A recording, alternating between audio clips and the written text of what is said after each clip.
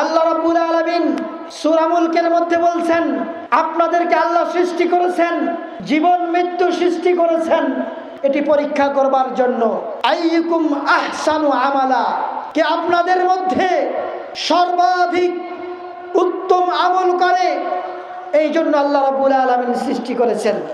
সম্মানিত উপস্থিতি, তাহলে আল্লাহ রাব্বুল আলামিন কর্তৃক ধর্মীয় অনুশাসনের যে পায়রবি করবে, যে ধর্মীয় অনুশাসন নবী মুহাম্মদুর রাসূলুল্লাহ সাল্লাল্লাহু আলাইহি ওয়াসাল্লামের মাধ্যমে আল্লাহ রাব্বুল আলামিন বিশ্বজগতের জন্য তিনি ঘোষণা করে দিয়েছেন যে এটিকে মেনে চলবে, অবশ্যই তার জন্য খুশখবরি, সুসংবাদ, সেটি হলো জান্নাতের সুসংবাদ। পক্ষান্তরে যা মানবে না, মেনে চলবে না, তার জন্য দুর্ভোগ, জাহান্নামের সতর্কীকরণ নবী সাল্লাল্লাহু আলাইহি ওয়াসাল্লাম করে গেছেন।